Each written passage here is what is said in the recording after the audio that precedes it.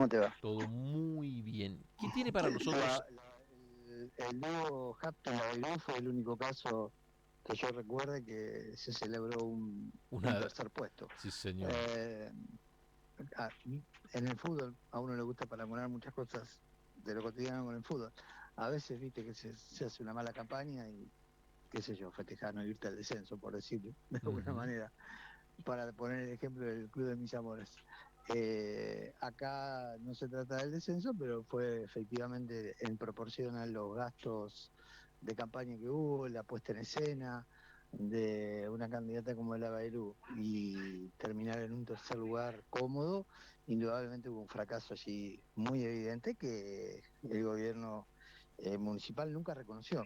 No, no, A veces no. cuando se pierde existe cierta hidalguía de parte del perdedor y plantea, bueno, hemos tenido esta derrota, lo vamos a escuchar, o hemos escuchado lo que nos dijo la ciudadanía y vamos a actuar en consecuencia. Más allá de que después se pueda decodificar más o menos esa escucha o esa supuesta escucha. Bueno, acá no sucedió nada de eso, fue una puesta en escena de tal magnitud que uno no terminaba de entender y no dejaba de asombrarse en aquella noche que se celebrara efectivamente un tercer puesto en una especie de estudiantina universitaria, que teniendo en cuenta que uno los conoce a Schmuck y a Hapkin de hace unos cuantos años, de sus épocas de estudiantes, verlos en esa situación rememoraba, ¿no? Aquel tiempo de su pasado de franja morada, y en realidad estábamos hablando de dos personalidades, dos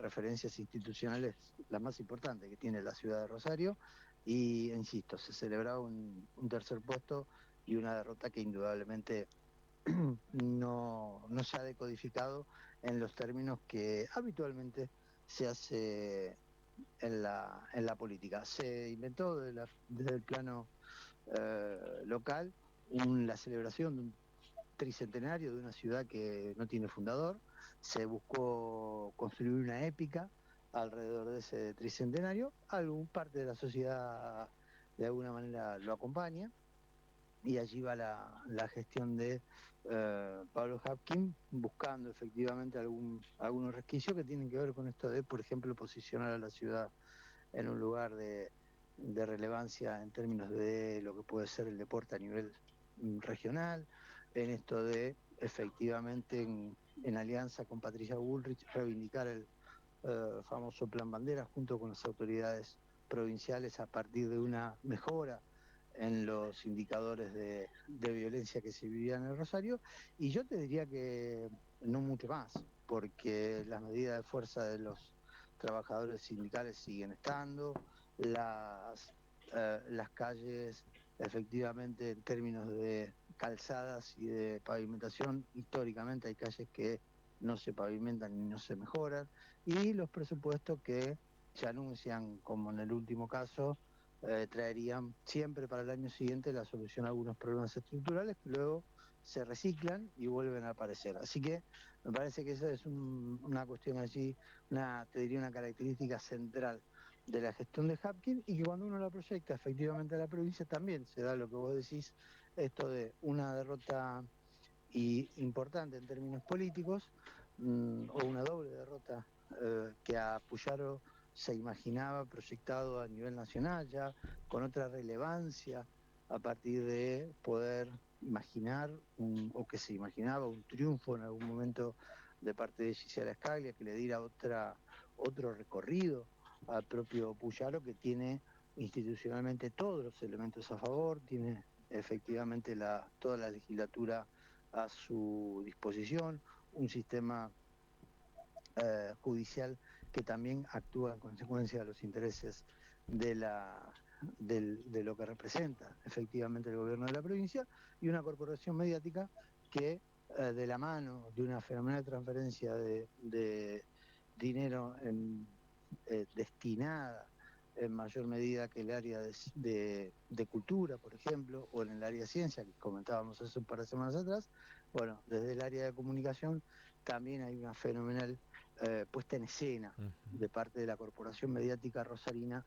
y Santafesina de las bondades de los modelos rosarinos y santafesinos. No dejó de llamarme la atención la semana pasada, el lunes, la puesta en escena que representó en términos comunicacionales la cuestión del encendido del arbolito acá en Oroño y Pellegrini, y algunas cuestiones que también estuve viendo ayer, como por ejemplo la reforma laboral a nivel nacional y la interpretación que se da a una situación en la cual cuando uno escucha a unos colegas suyos, querido Villalba, o algunos colegas míos en términos de analistas políticos, los imagina como parte de sociedades anónimas en las cuales son dueños de esos medios, ¿no? Porque la construcción de algunos discursos son realmente muy preocupantes de parte de trabajadores de prensa o de parte de analistas políticos que, insisto, revisten en algunos lugares. Pero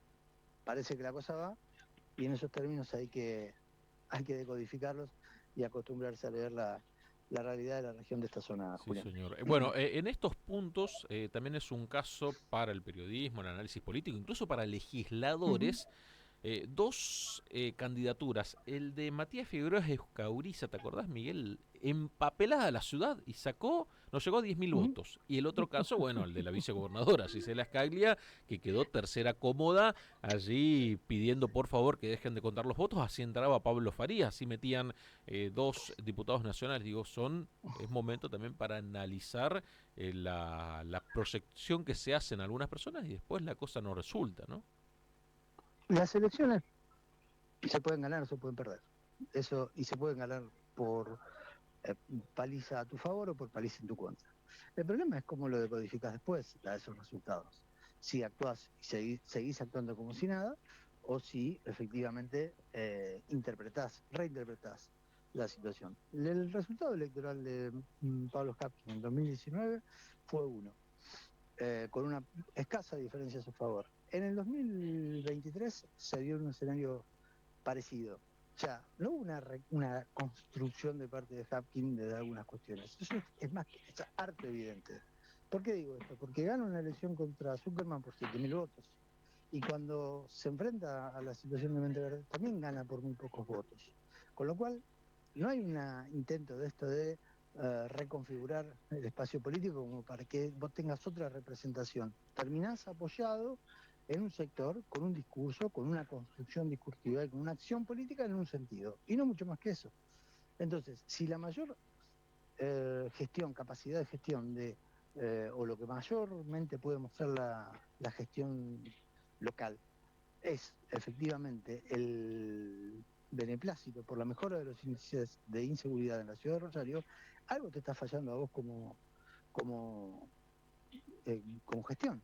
Si tenés que construir un mito, porque es eso, lo de los 300 años de la ciudad de Rosario, que es el nombramiento de la transformación de la villa en términos de ciudad, de una ciudad que históricamente se enorgulleció de no tener ese hito.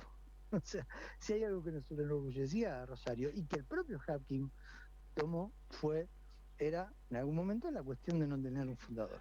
Si a eso le tenés que adosar después una novedad que tiene que ver con la autonomía, y también la autonomía se va a producir a partir de acá 2 años. Y acá se firma un decreto de convocatoria de la autonomía y te lo muestran como un hecho político. Lo veía Hapkin el otro día mostrando el decreto y no podía dejar de emparentarlo con el método trumpista, ¿no? Que esto de firmar los decretos con esa característica soberbia que distingue al presidente de los Estados Unidos, que muestra los decretos que ha firmado.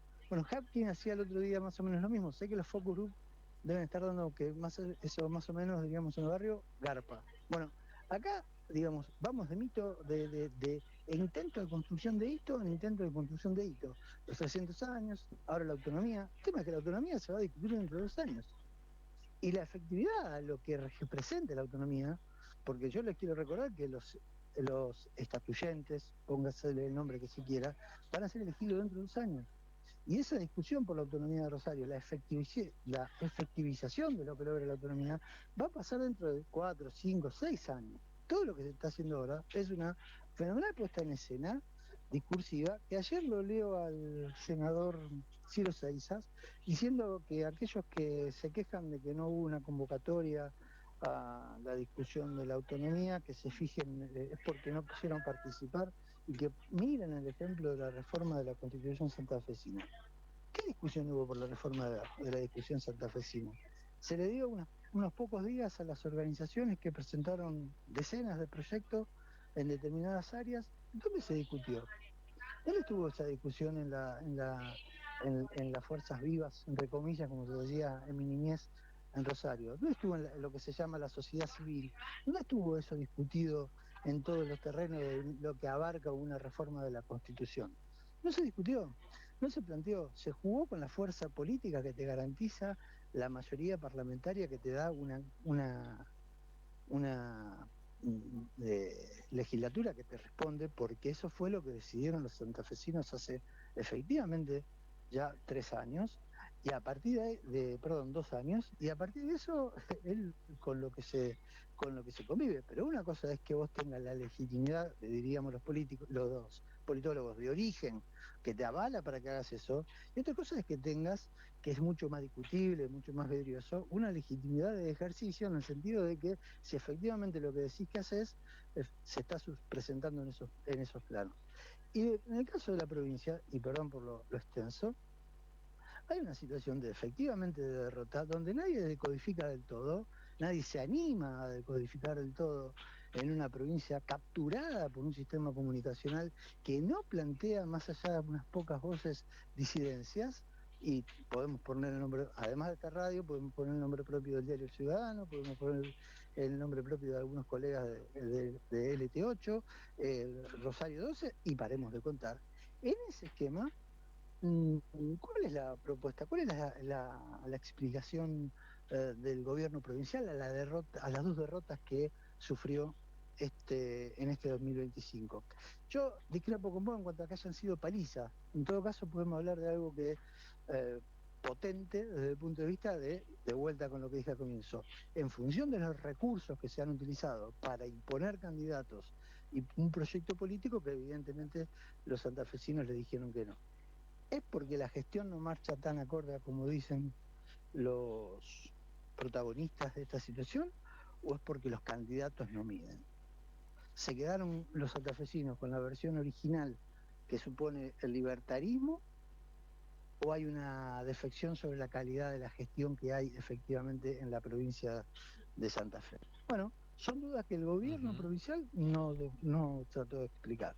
Y son dudas que el gobierno de la municipalidad tampoco trató de explicar, y de alguna manera trató de salir adelante con la creación de hitos como los 300 años y esto de la autonomía, que en definitiva no tiene demasiada sustancia, porque honestamente los arbolitos se celebran la iluminación todos los 8 de diciembre de cada año en Rosario desde hace mucho tiempo, pero no hay mucho más para mostrar aparentemente de parte de la gestión municipal en una ciudad como Rosario. Miguel, lo último, cambios en la Corte Suprema de Sí, Justicia de la provincia de Santa Fe. Se supo finalmente que Rafael Gutiérrez, bueno, sí, era uno de los más duros, ¿no? Con Maximiliano, o es uno de los más sí. duros con Maximiliano Puyaro, un hombre que supo surfear diversos gobiernos, diversos momentos. Y bueno, el próximo mes de noviembre del 2026 va a estar dejando su cargo y así se da la renovación en la Sí. Corte. Recordar que este año fueron tres los que asumieron: Zabalza, el ex jefe de los fiscales Baclini y el ex Ujú. o el perotista también asumió allí en torno a lo que tiene que ver con la Corte, cambios que buscaba Maximiliano Puyaro y que se le van dando.